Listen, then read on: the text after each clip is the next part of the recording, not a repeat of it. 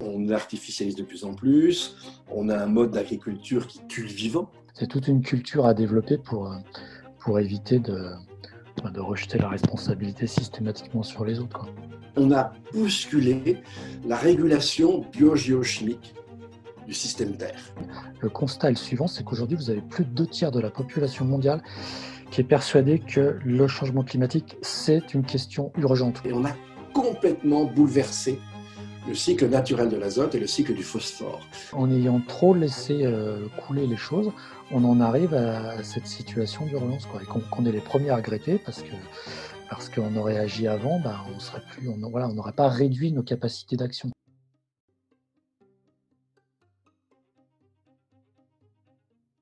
Oui, tout à fait. Alors, les limites planétaires, c'est un référentiel concernant l'état du système Terre.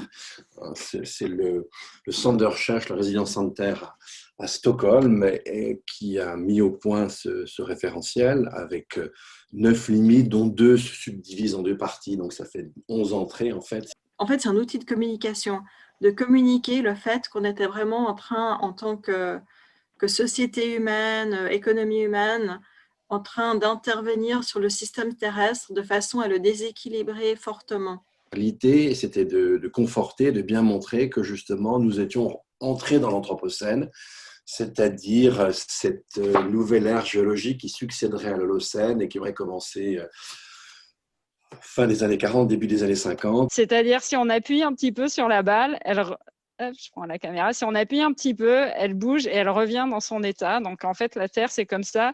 C'est l'écosystème planétaire, il est dans un état d'équilibre. Et si on vient un petit peu modifier l'équilibre, en général, il est tellement résilient qu'il arrive à revenir dans son état d'équilibre.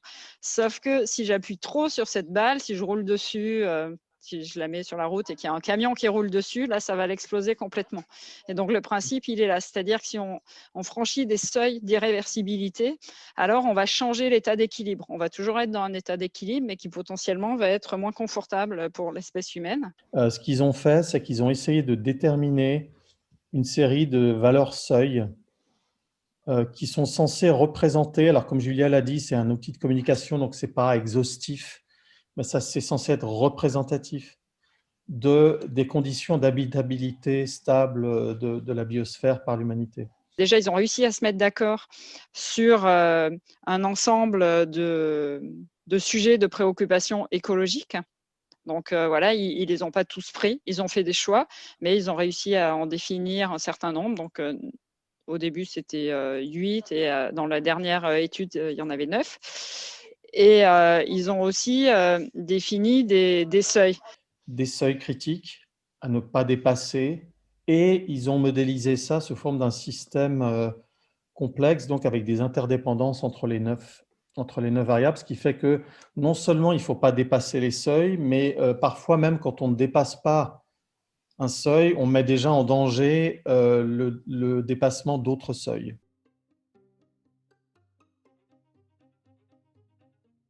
Est-ce qu'il se peut que si on appuie trop sur la balle, elle n'arrive plus à revenir à son état précédent, à son état normal en fait?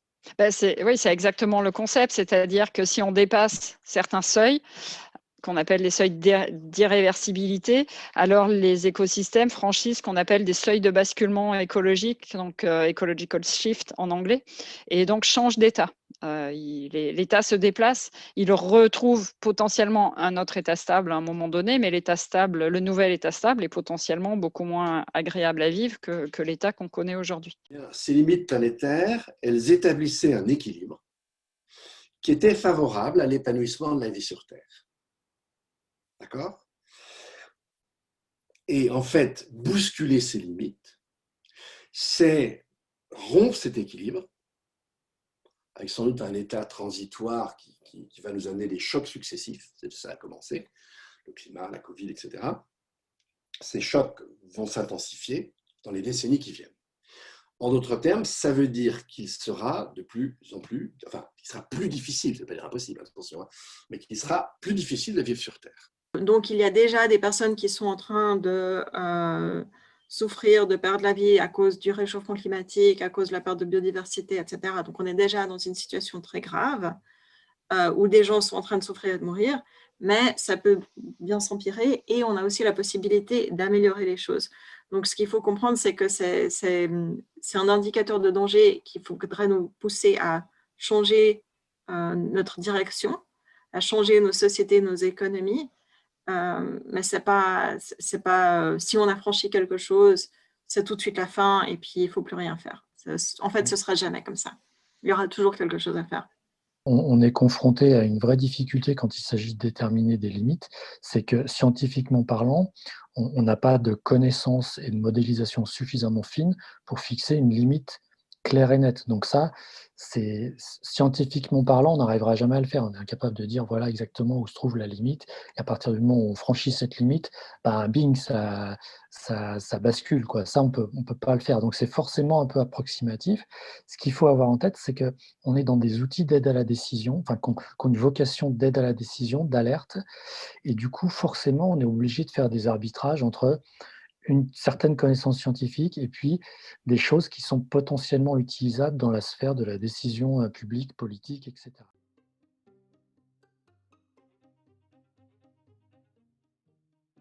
Azote, phosphore, climat d'un côté, une partie du vivant, c'est-à-dire l'accélération du rythme de l'érosion, ça c'est en globalisant azote et phosphore, c'est les 3 limites qu'on avait dépassées dès la première publication du papier en 2009. Ce papier est republié en 2015 et cette fois-ci, Rockström fait partie de l'équipe, mais il n'est plus le patron du centre et puis il a pris un peu d'âge. Donc là, c'est William Stephen, c'est un climatologue qui publie la 2e version et là, on ajoute une 4e limite qu'on a franchie, c'est en termes d'usage des sols avec leur artificialisation, la déforestation.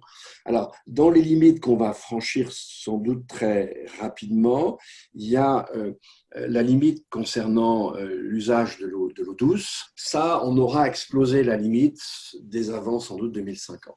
Donc là, 4 limites franchies, 2 sur le point d'être franchies. On a celle sur les aérosols qu'on ne peut pas calculer. Toutes les autres choses qu'on a introduites dans la biosphère, métaux lourds, etc., on ne peut pas non plus calculer. Ça fait partie de ces limites dont on n'est pas capable de dire si on les a franchies ou non.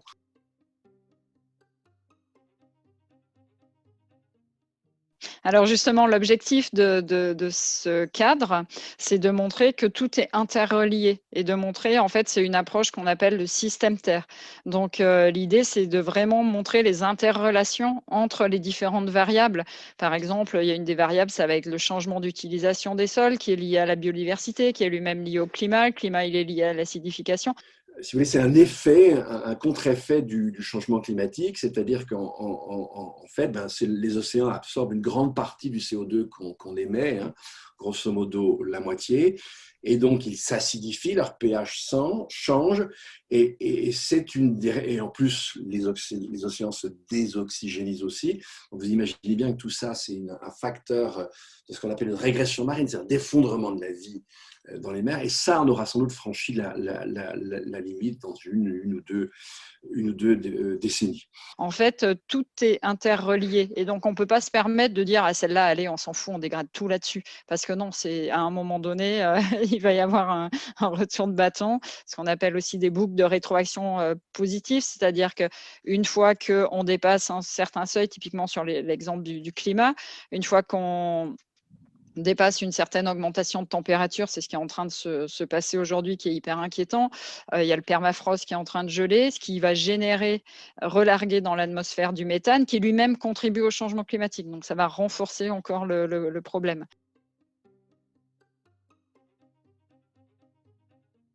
Voilà, on ne va pas cacher aux gens que les frontières elles ont été dépassées puisque, a priori, la connaissance scientifique montre qu'elles sont soit en train d'être dépassées, soit elles le sont. Et en gros, on a plus que 2 choix, quoi. Soit on dit ah bah c'est trop tard, de toute façon c'est fini et on fait rien et puis tant pis pour les générations futures et c'est même plus les générations futures, hein.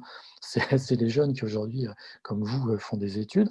Soit on dit bah non, il y a tout à faire, il faut se mobiliser, mais il faut une mobilisation massive. Si on agit en réduisant, on limite quand même les impacts. Donc ce sera moins pire d'être à +3 que d'être à +4, voire à +6. Donc il faut des mouvements sociaux, il faut des mouvements intellectuels et les deux ensemble. Il faut des revendications à des échelles plurirégionale, européenne, mondiale, si possible. Et si vous, les jeunes, vous ne bougez pas, et si vous laissez faire les adultes, si j'ose dire, ils ne sont pas toujours très bien inspirés, on ne va pas bouger suffisamment rapidement.